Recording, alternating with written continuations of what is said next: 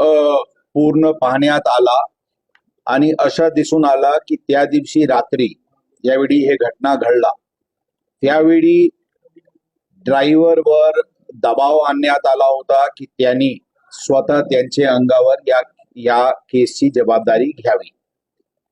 Initial ज्यावेळी ते police स्टेशनला आला होता त्यांनी फर्स्ट बयानमध्ये ड्रायव्हरनी पण तसेच सांगितले होते, परंतु त्यावेळीचे पोलीस अधिकाऱ्याने सर्व गोष्टीची खात्री केल्यानंतर मुला गाडी चालवत आहे अशा खात्री झाली होती, म्हणून त्यांच्यावर गुन्हा दाखल झाला होता. ड्रायव्हर त्याचे नंतर पण पोलीस स्टेशनला हीच आग्रह धरून बसला होता की ते गाडी ते चालवत होता. रात्री 11 वाजताचे सुमारास ड्रायव्हरला पोलीस स्टेशन वरून सोडण्यात ज्यावेळी आला त्यावेळी आरोपी यामध्ये त्यांना ते घरी जात असताना त्यांना थांबवला आणि त्यांनी त्यांचे गाडीमध्ये बसून त्यांचे घरी घेऊन गेले आणि आरोपींनी त्यांच्याकडून जे मोबाईल त्यांचे ताब्यात ठेवला आणि यांना त्यांचे घरी डांबून ठेवला. त्यांना कोणाशीही बोलायचे नाही, कुठेही जायचे नाही, आम्ही जसे सांगतो तसेच तुम्हाला बयान द्यायची, अशा प्रकारचे आरोपी त्यांच्यावर दबाव टाकत होता. पुढच्या दिवशी त्यांची बायको आणि इतर फॅमिली मेंबर्स हे घरी आल्या नसल्यामुळे शोधत ते त्यांचे आरोपीचे घरी पोहोचले आणि तिथे त्यांनी ओरडाओरडा करून शेवटी यांना तिथून घेऊन गेले.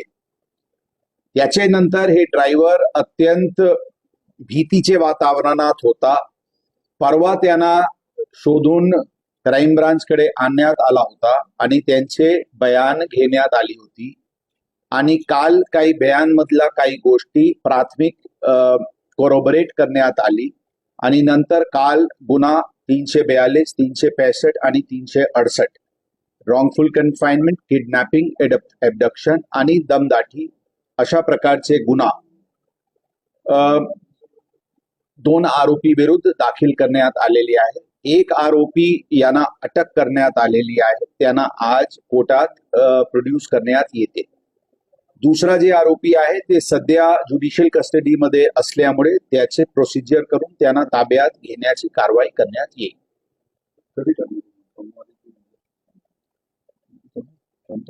ते प्रोडक्शन त्यांचे प्रोडक्शन वॉरंट आणि इतर जे प्रोसिजर आहे ते मंडेला करण्यात येईल.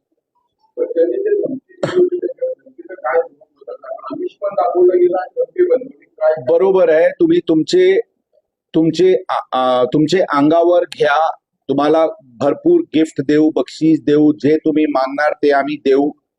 तुम्ही बोलले काही दुसरा काही हे केले, पहिले ते झाला, नंतर ते काही तुम्ही वेगळा बोलले, काही वेगळा स्टँड घेतले तर तुम्हाला बघून घेऊ, तुम्हाला वेगवेगळे प्रकारचे त्यांना धमकी देण्यात आली. आता संपूर्ण हे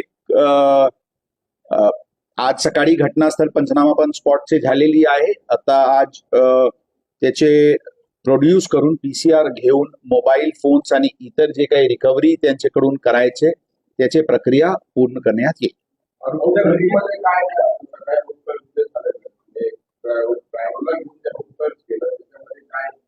घटनास्थळ पंचनामा करावा लागते, तर ती घटना कोणती होती त्याची निश्चित करणे गरजेचे असते. म्हणून ते कोणत्या कमऱ्यात त्यांना डांबून ठेवण्यात आला होता, कोणती गाडीनी ते घेऊन गेले होते, ते सगळे तेथे बघण्यात आले. आता कस्टडी नंतर जे रिकव्हर करायचे त्यांचे फॉर एक्झाम्पल कपडे होते, जे ते काही कंपनीचे नावाची काही युनिफॉर्म सारखे ते कपडे घातला होता. ती नंतर ज्यावेळी बायको ओरडा करून त्यांना सांगितले की हे कंपनीचे कपडा तुम्ही सोडा, इथे तुम्हाला हे घालायचे नाही, आता तुम्ही आमच्या सोबत चला, अशा म्हणून ते भरपूर काही गोष्टी तिथून रिकव्हरी करायची.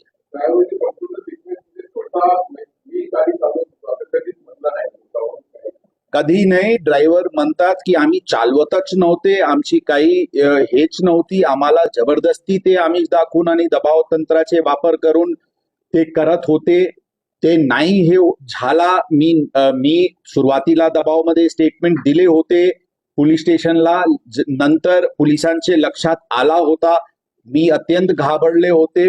परंतु त्याचे नंतर ज्यावेळी त्यांनी डांबून ठेवला आणि ते जबरदस्तीने घेऊन गेला, ते त्यांच्या मानसिक धक्का होती. अशा प्रकारची बयान आणि प्राथमिक जी चौकशी कोरोबरेटिव्ह एव्हिडन्सची बघण्यात आली, त्याच्यानंतर गुन्हा दाखल करण्याची कारवाई करण्यात आलेली आहे.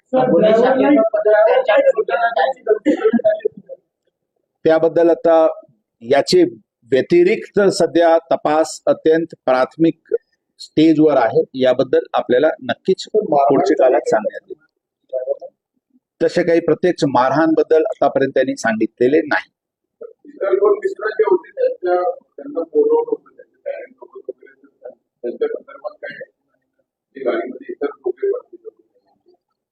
नाही, त्यांचे जबाब प्रथम दिवशी झाला होता. आता ते आमच्यासाठी विटनेस आहे. सध्या त्यांना बोलवण्यात आलेली नाही, परंतु आमची तपास पथक त्यांच्याशी संपर्कात आहे. वेळोवेळी त्यांचे ते जुवेनाईल असल्यामुळे त्यांना बोलवता येत नाही, परंतु त्यांच्या घरी जाऊन त्यांच्याकडून विचारपूसची कारवाई वगैरे सुरू आहे.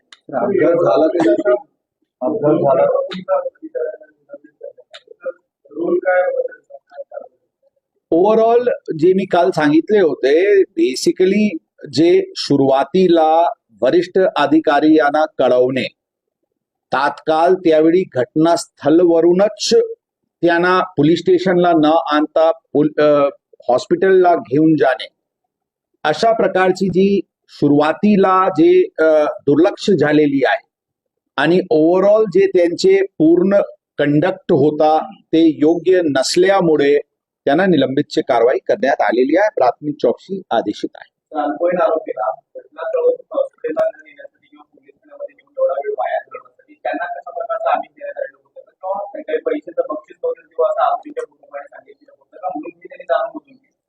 पोलिसांनी नाही, आम्ही त्याचबद्दल आपल्याला वारंवार सांगत आहे की अशा प्रकारचे कोणताही गोष्टी आमच्या समोर आलेली नाही.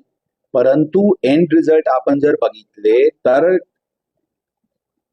ड्रायव्हर बदलण्याची प्रयत्न नातेवाईकांकडून करण्यात आली होती. ही वस्तुस्थिती रेकॉर्डवर आलेली आहे. तरी पण पोलिसांनी गुन्हा जे त्यावेळी दाखल केला ते दाखल लहान मुलांवरच केलेले आहे. म्हणून अशा प्रकारचे काही वेगळे काही प्रकार पोलीस स्टेशनला गैरप्रकार घडलेले असतील, हे ग्राह्य धरण्यासाठी तितकत काही कन्क्लुजनवर पोहोचता येत नाही. ज्या गाडीत 5 जण होते, स्टेटमेंट ड्रायव्हरने दिले, त्यातला एक जण अजूनही अनआयडेंटिफाईड. तो नेमका कोण होता, त्याची काय माहिती ती समोर येते अजून, कारण 2 जणांची स्टेटमेंट झाली, विटनेस डेथ मायनस, पण आणखी एक जण आहे तो अनआयडेंटिफाईड. बरोबर है. ते सर्व दिशेनी आता तपासला गती आलेली आहे. सुरुवातीला वेगवेगळे कारणात कोर्टचे विषय आणि इत्यादी अनुषंगाने तपास जे होता ते आता गती पकडलेली आहे आणि सर्व दिशेने या प्रकरणाची तपास सुरू आहे.